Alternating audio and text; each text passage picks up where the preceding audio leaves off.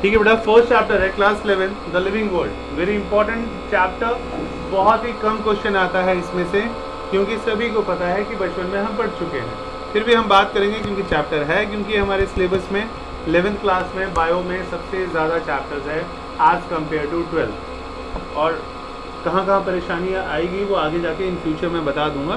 अभी सबसे पहले है कि लिविंग, कोई भी चीज़ लिविंग ऑर्गेनिज्म है, हमें पता कैसे लगता है। तो याद रखना है तुम्हें बेटा मिसेस ग्रेन के बारे में, तो तुम्हें याद रखने की ज़रूरत नहीं पड़ेगी। मिसेस ग्रेन मतलब क्या होता है, MRSGREN, ठीक है। MRS कहीं पे बुक में, फर्स्ट बुक में ही अपने चैप्टर के ऊपर लिख लेना, MRSGREN। इसका मतलब अगर कोई चीज़ इस दुनिया में लिविंग थिंग है तो वो पक्का मिसेस ग्रेन है। मिसेस ग्रेन मतलब M मतलब लिविंग थिंग क्या शो करेंगे, मूवमेंट। कोई भी चीज़ हिल रही है मतलब वो लिविंग है। R मतलब क्या हो गया, रेस्पिरेशन। उसके बाद S मतलब क्या हो जाएगा, स्टिमुलेशन, मतलब किसी को चींटी काटेगा तो आउच करेगा, इसका मतलब स्टिमुलेशन शो करेगा। उसके बाद बेटा G यानी ग्रोथ, ग्रोथ भी शो करेगा। R मतलब रिप्रोडक्शन भी शो करेगा। E मतलब एक्सक्रीशन भी शो करेगा, मतलब removing of waste from the body. और लास्ट में N मतलब न्यूट्रिशन। हर लिविंग थिंग को न्यूट्रिशन चाहिए होता है। तो अगर जो फॉलो कर रहा है मिसेस ग्रेन को, इसका मतलब वो चीज़ क्या है, लिविंग थिंग है, ठीक है। उसके बाद बायोडाइवर्सिटी। बायोडाइवर्सिटी ये बड़ा टर्म जो है यूज़ किया जाता है, वैरायटी ऑफ माइक्रो ऑर्गेनिजम्स इस पूरे अर्थ पे प्रेजेंट है और बहुत ही तरह के प्लांट्स और एनिमल्स दोनों ही प्रेजेंट है। इसको बोलते हैं बायोडाइवर्सिटी या विभिन्नताएं। इतना छोटा से छोटा माइक्रो ऑर्गेनिजम्स है जो हमें नेक्ड आई से नहीं दिखता, और इतना बड़ा बड़ा डायनासोर भी है जो बहुत ही बड़े हैं। तो बहुत ज़्यादा जो है डिफरेंसेस हैं उनके साइजेस में। तो ये डिफरेंसेस है, इसी को कहा जाता है बायोडाइवर्सिटी। बहुत छोटा सा प्लांट भी है, बहुत बड़ा यूकलिप्टस जैसा पेड़ भी है। और हमें ज़रूरत क्या है किसी भी चीज़ को क्लासिफाई करने के लिए, तो क्लासिफिकेशन इसलिए ज़रूरी है क्योंकि इतनी मोटी मोटी बुक्स है। अगर मैंने लाइब्रेरी में बैठा दिया और अगर मैंने तुम्हें बोला कि हाँ ढूंढो कहाँ है प्लेटीहेल्मिन्थेस, तो ढूंढते ढूंढते ज़िंदगी निकल जाएगी। तो इसलिए हमें सभी चीज़ों को सीक्वेंस में पढ़ना ज़रूरी होता है, या फिर अल्फ़ाबेटिकली पढ़ना ज़रूरी होता है, सो दैट हम उसको याद कर सकें। तो याद करने के लिए इम्पॉर्टेंट है, उसको स्टडी करने के लिए ईजिली इम्पॉर्टेंट है, और उसको समझने के लिए मतलब अंडरस्टूड करने के लिए भी इम्पॉर्टेंट है कि हम चीज़ों को क्लासीफाई करके पढ़ें। अगर मैं बोलूँ ये पढ़ेंगे आज, ये पढ़ेंगे तो याद ही रहेगा, लेकिन इसीलिए हमारे सब्जेक्ट्स भी क्लासीफाई होते हैं। अगर ध्यान से सोचोगे कि हाँ ये पढ़ रहे हैं मतलब हम फिजिक्स पढ़ रहे हैं, हमारे ब्रेन को पता होता है। ये पढ़ रहे हैं तो अच्छा केमिस्ट्री पढ़ रहे हैं, ये पढ़ रहे हैं तो अच्छा बायो पढ़ रहे हैं। तो हमने माइंड में ही सब्जेक्ट्स को अलग अलग क्लासीफाई कर दिया। 3 domains of life, 3 domains of life Carl Woese ने क्लासीफाई किया था। तो कार्ल वूज ने 1990 में प्रपोज किया बड़ा 6 किंगडम क्लासिफिकेशन। तो 6 किंगडम क्लासिफिकेशन जो है इसमें 3 डोमेन्स जो हैं, तो सबसे पहले कार्ल वूज ने क्या क्या किया था, उसने बोला दुनिया में जितने भी चीज़ें हैं लिविंग ऑर्गेनिजम्स वो बटे हुए हैं किस बेसिस पे, आर्किया, बैक्टीरिया और यूकैरिया। वही नाम बाद में यूकैरिया यूकैरियोट्स हो गया, बैक्टीरिया तो बैक्टीरिया ही रहा, और आर्किया आर्कियोबैक्टीरिया हो गया। अब डोमेन्स ऑफ लाइफ में बड़ा आर्किया में कौन किस किस चीज़ के बारे में आप पढ़ते हो, किंगडम आर्की बैक्टीरिया के बारे में पढ़ते हो, और सेकंड में बैक्टीरिया में सिर्फ और सिर्फ यूट बैक्टीरिया के बारे में पढ़ते हैं हम। एंड थर्ड है यूकैरिया, इसमें आप 5 किंगडम क्लासिफिकेशन जो आपने पढ़ा था 9th क्लास में, विटेकर ने दिया था ये 5 उंगलियों जैसा कि जितना लिविंग बींग्स है, एक प्रोटिस्टा, एक फंजाई, एक प्लांटे, एक एनिमेलिया, और उसने एक और दे दिया था एल्गी। ये 5 किंगडम क्लासिफिकेशन विटेकर ने दिया था। तो यूकैरियोट्स के बारे में हम इस पढ़ते हैं। तो लिविंग ऑर्गेनिजम्स को 5 किंगडम क्लासिफिकेशंस में डिवाइड किया गया है, ठीक है। प्रोटिस्टा में आ जाते हैं छोटे मोटे बैक्टीरियाज, फंजाई मतलब फंगस, डिफरेंट टाइप के फंगस के बारे में पढ़ोगे, प्लांटी नाम से ही पता लग रहा है प्लांट्स के बारे में पढ़ोगे, और एनिमेलिया भी नाम से पता लग रहा है आप एनिमल्स के बारे में पढ़ोगे। उसमें भी कैटेगरी होता है एम्फीबियंस जो पानी और ज़मीन दोनों में रहते हैं, एव्स यानी बर्ड्स के बारे में, इसी तरह डिफरेंट क्लासिफिकेशन है। सबसे पहले बात करते हैं जो एग्जाम में आता है बड़ा टेक्सोनॉमी। ये अक्सर आ जाता है कि टेक्सोनॉमी से आप क्या समझते हैं। तो जितना भी प्रिंसिपल और प्रोसीजर है किसी भी चीज़ को आइडेंटिफाई करने का यानी पहचानने का, फिर उसका नामकरण करने का, नॉमेनक्लेचर का भी बायो में रूल होता है। जैसे अगर मुझे बोलना है कि हम इंसान हैं, इंसान को साइंटिफिक नेम लिखो, तो हम क्या लिखेंगे, होमो सेपियंस। तो उसमें लिखने का मेथड क्या था, 9th क्लास में इसी चैप्टर में था, डाइवर्सिटी में लास्ट टॉपिक था।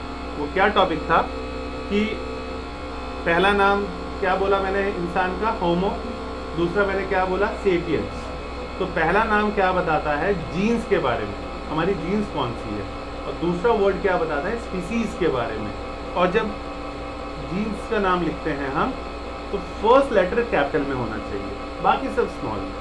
दूसरा रूल क्या होता है, इटैलिक में होना चाहिए, सब टेढ़ा टेढ़ा लिखना आना चाहिए ऐसे, ठीक है। और थर्ड रूल क्या होता है, दोनों अंडरलाइन होना चाहिए। ये रूल्स था जो मैं एक बार याद दिला देता हूँ, पूछ सकते हैं कभी भी कॉमन क्वेश्चन में, ठीक है। सिस्टमैटिक्स, नाम से पता लग रहा है किसी भी चीज़ को सिस्टमैटिक वे से पढ़ना, अच्छी तरह से पढ़ना। तो इसमें क्लासीफाई करना ऑर्गेनिजम्स को कि उनकी डाइवर्सिटी क्या है या उनका रिलेशनशिप कैसा है। तो ये टर्म दिया था कार्ल लाइनस ने दिया था, और इसी ने लिखा है सिस्टमा नेचरा। सिस्टमा नेचरा ग्रीक वर्ड है, अगर अदरवाइज इसका मतलब हो गया सिस्टम ऑफ नेचर, ठीक है। लेकिन उस समय ग्रीक वर्ड देते थे सारे साइंटिस्ट थे जितने भी, इसलिए इस बुक का नाम है सिस्टमा नेचरा। कंसेप्ट ऑफ स्पीसीज, पहला नाम मैंने क्या बोला, जीन्स था, दूसरा क्या है, स्पीसीज। दूसरा यदि सेपियंस क्या बताता है, स्पीसीज, उसमें सारे लेटर स्मॉल होने चाहिए, ठीक है।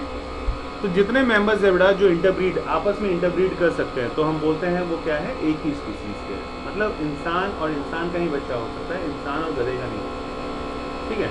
या फिर बर्ड और किसी और काऊ का नहीं हो सकता। जो आपस में इंटरब्रीड कर सकते हैं उन्हीं को बोलते हैं कि वो क्या है, दे बिलोंग्स इन अ सेम कैटेगरी या सेम स्पीसीज, ठीक है। ये भी हमने गलत प्रूफ कर दिया है, जब हम पढ़ाई करते रहे तो बाद में जब जो मैंने स्टेटमेंट अभी बोला है वो बिल्कुल ही गलत स्टेटमेंट बोला है, क्योंकि एक वर्ड पूछ लेते हैं एग्जाम में, what do you understand by reproductive isolation. तो रिप्रोडक्टिव मतलब रिप्रोडक्शन के बारे में बात हो रही है, और आइसोलेशन मतलब कुछ अलग बात हो रही है हट के। तो जैसे मैंने बोला कि घोड़ा या समथिंग हैन या ह्यूमन बीइंग के बीच में इंटरब्रीड हो सकता है, तो इससे हट के जब हमने जीन्स का क्रॉस किया, मतलब अगर एक हॉर्स का और एक डोंकी का जब इंटरब्रीड किया तो हमें क्या मिलता है, खच्चर, मतलब म्यूल। देखा होगा जब वैष्णो देवी जाते हैं, देखने में गधे जैसे लगते हैं, छोटे घोड़े जैसे, लेकिन वो म्यूल है, खच्चर बोलते हैं उसे। तो वो क्या है, जबकि अलग अलग स्पीसीज थी लेकिन उनके बीच में इंटरब्रीडिंग हो गई। तो एक्सेप्शनल केसेस भी बायो में बहुत सारे हैं। तो जब हम नॉर्मली मेडिकल की तैयारी करते हैं तो नॉर्मल चीज़ें याद किया करो, लेकिन अगर कोई बोलेगा नहीं मुझे तो BHU में जाना है, तो मैं तुम्हें बता दूं, अगर कोई BHU का प्रिपरेशन कर रहा है तो उसको सबसे ज़्यादा ध्यान देना पड़ता है एक्सेप्शनल वाले केसेस। तो उसके टेस्ट पेपर में सबसे ज़्यादा एक्सेप्शनल वाले केसेस आते हैं। बाकी AFMC पुणे हो गया, एम्स हो गया, सभी में कैसे क्वेश्चन आते हैं, नॉर्मल वाले आते हैं, ठीक है, मतलब एक्सेप्शनल वाले कम नहीं आते हैं। लेकिन एक और चीज़ इंपॉर्टेंट है, अभी तुम पढ़ाई कर रहे हो तो तुम सभी को पता होना चाहिए कि आने वाले टाइम में अभी एक प्रोजेक्ट पे काम चल रहा है कि जैसे मेडिकल वालों का नीट का पेपर होता है और इंजीनियरिंग वालों का JEE का पेपर होता है। तो मोस्ट प्रॉब्लम शायद, आई एम नॉट श्योर, लेकिन या तो नेक्स्ट ईयर या उसके नेक्स्ट ईयर एक अभी प्रोजेक्ट बन रहा है सो दैट पूरे इंडिया में एक ही पेपर होगा, या तो नीट का या JEE का, दोनों के दोनों अंडर गवर्नमेंट एक ही पेपर लिया करेंगे।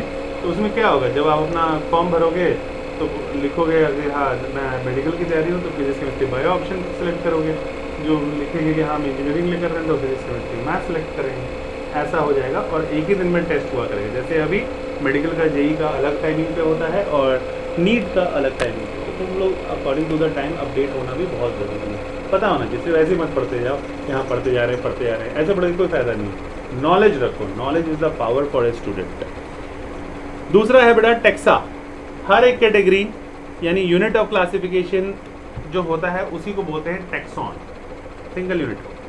तो टेक्सोनॉमिक हिरार्की क्या है ये भी पूछ लेते हैं कई बार, डेफिनेशन याद होना चाहिए कि क्लासिफिकेशन ऑफ ऑर्गेनिजम्स एक डेफिनेट सीक्वेंस में जब दिया जाता है टेक्सॉन्स का, तो रैंक जो है डिसेंडिंग ऑर्डर में उसको बोलते हैं हिरार्की।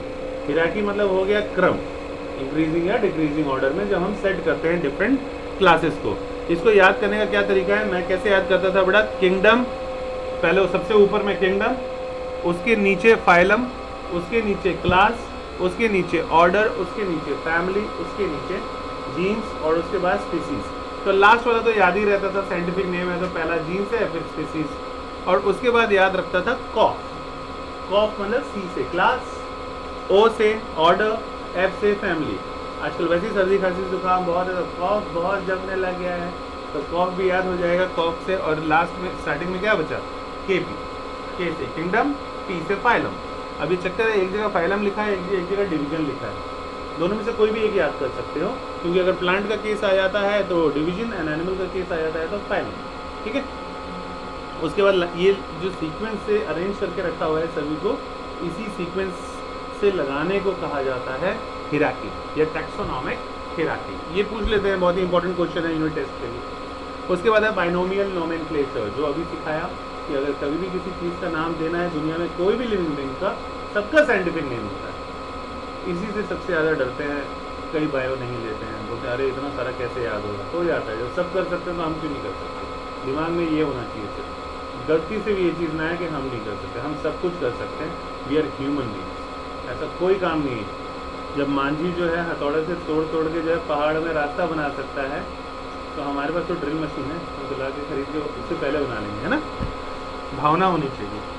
तो इसमें फिर से वही रूल जो अभी बताया, कार्ल लाइनस ने क्या बोला, ये आई थिंक तुम्हें समझ में आ गया होगा। पहला नाम जीन्स, दूसरा नाम स्पीसीज। जीन्स का फर्स्ट लेटर जो है वो कैपिटल में, बाकी सब कुछ स्मॉल में। दूसरा इटैलिक में। थर्ड अंडरलाइन, अगर हाथ से लिख रहे हैं तो अंडरलाइन, और अगर ऐसे टाइप कर रहे हो तो अंडरलाइन करने की भी ज़रूरत नहीं है। ये रूल होता है, ठीक है। उसके बाद ICBN का फुल फॉर्म पता होना चाहिए बेटा, international code for botanical nomenclature, जो कि लखनऊ में है, पता होना चाहिए, ठीक है। ये साइंटिफिक नेम किसको देते हैं, प्लांट्स को। इंडिया का जो है बॉटनी वाला डिपार्टमेंट वो लखनऊ में है। और ICZN मतलब international code for zoological nomenclature. किसी भी कॉम्पिटिटिव एग्जाम्स में पढ़ाई होती है, एक टीचर आके बॉटनी का पढ़ा के जाएगी, एक टीचर आएगी वो जूलॉजी का। मैं दुनिया का पहला टीचर हूँ जो मैं बॉटनी में पढ़ाता हूँ, जूलॉजी की, केमिस्ट्री की, सब, ठीक है। क्योंकि नॉलेज इज एवरीथिंग, अब नॉलेज रखो तो आप कुछ भी कर सकते हो। रूल्स नीचे जो 15 पॉइंट है वो आपको समझ में आ गया होगा, जो अभी बताया 4 रूल, वही रूल है ना। कि फर्स्ट लेटर कैपिटल, जीन्स का सिर्फ फर्स्ट लेटर, नॉट पूरा। अगर मैं बोल रहा हूँ होमो तो H कैपिटल सिर्फ, बाकी सब छोटा छोटा छोटा। साइंटिफिक नेम्स कई चीज़ों का दिया हुआ है, आदमी यानी मैन या ह्यूमन बीइंग का क्या होता है, होमो सेपियंस। मक्खी का क्या होता है, मस्का डोमेस्टिका, क्योंकि डोमेस्टिक में ज़्यादा पाई जाती है, सबसे ज़्यादा बीमारी कॉज करने का कारण है। मैंगो का है मैंगनीफेरा इंडिका। वीट का है ट्रिटिकम एस्टीवियम, तुलसी का भी होता है एस्टीवियम करके। उसके बाद कॉकरोच का क्या होता है, कॉकरोच का होता है बेटा राना टिगिराना, ठीक है, सॉरी गलत बोल दिया मैंने। फ्रॉग का होता है राना टिगिराना। कॉकरोच का होता है अमेरिकाना पेरीप्लैनेटा, ठीक है। पेरी तो अमेरिका की देन है बेटा कॉकरोच, जिसको हम लोग क्या कहते हैं, तेल चट्टा, तेल चाटते रहता है ना, ज़्यादातर रसोइयों में पाया जाता है, तो उसका नाम है अमेरिकाना पेरीप्लैनेटा। टेक्सोनॉमिकल बड़ा एड्स या टूल्स जो है टेक्सोनॉमी के लिए बड़ा ही इंपॉर्टेंट है। तो म्यूजियम जो है, एजुकेशनल इंस्टीट्यूट, स्कूल, कॉलेज कई बार दिखाने ले जाते हैं, जहाँ collection of skeleton of animals तुम्हारे बायो लैब में मिल जाएगा, है ना। उसमें डाल के रखते हैं, हर एक स्पेसिमेन मिलेगा, क्रैब भी देखने को मिलेगा तुम्हें, स्कल भी देखने को मिलेगा, लंग्स भी मिलेगा, हार्ट भी मिलेगा। फिर बोलेंगे हाँ पहचान लिए, अब इसकी स्पेसिफिकेशन लिखो या कैरेक्टरिस्टिक्स लिखो। कैरेक्टरिस्टिक्स लिखने आ जाता है लैब में। हर्बेरियम बेटा ये स्टोर हाउस है, तो ड्राइड, प्रेस्ड और प्रिजर्व्ड जो प्लांट स्पेसिमेन है, ये तुम स्कूल से बनाते आए हो। हर्बेरियम स्कूल में प्रोजेक्ट मिलता था तो क्या करते थे हम, पत्ता था उसको कॉपी के बीच में रख लेते थे, सूख जाता था उसमें चिपका लेते थे। ऐसे ऐसे अगर सजा के रखोगे तो उसी चीज़ को क्या बोला जाता है, हर्बेरियम, ठीक है। हर्बेरियम है। उसके बाद बोटेनिकल गार्डन जो मैंने बताया अभी, अगर वर्ल्ड का ढूंढने जाओगे रॉयल बोटेनिकल गार्डन तो इंग्लैंड में है, इंडिया का ढूंढने जाओगे तो लखनऊ में है, जो मैंने पहले बताया national botanical research institute Lucknow में है। उसके बाद इंडियन बोटेनिकल गार्डन जो है वो कहाँ पे है, कैलकाटा यानी हावड़ा। हावड़ा कहाँ है, कैलकाटा में है। तो बोटेनिकल जो बॉटनी पढ़ते हैं या उसमें PhD करते हैं वो ज़्यादातर कहाँ जाते हैं, ज़्यादातर वो ऐसे तो हर यूनिवर्सिटी कराता है, लेकिन जंगल जहाँ ज़्यादा होगा वहीं बॉटनी का काम ज़्यादा है। यहाँ पे भी है बोटानिकल गार्डन सेक्टर 5 पंचकुला में, ठीक है, बोटानिकल गार्डन, वहाँ कैक्टस ही कैक्टस। उसके बाद एक और है बेटा PU में है, सेक्टर 25 में भी है, उसमें भी जंगल ही जंगल मिलेंगे। तो इसके बाद कपलेट क्या होता है बेटा, कपलेट भी पता होना चाहिए, इस चैप्टर में आएगा कि आप कपलेट से क्या समझते हो। तो कपलेट जो है बेटा 2 ऑल्टरनेट कैरेक्टरिस्टिक स्टेटमेंट है जो कि यूज़ किया जाता है एज ए की, ताकि हम किसी ऑर्गेनिजम्स को पहचान सकें। उसका अलग अलग कैरेक्टरिस्टिक्स, जैसे बिल्ली है और शेर है, देखने में एक जैसे लगते हैं, पर उनका वो कौन सा कैरेक्टरिस्टिक्स है जिससे हम पता लगा पाएंगे कि दोनों अलग अलग हैं, उन प्रॉपर्टीज़ को बोला जाता है कपलेट्स।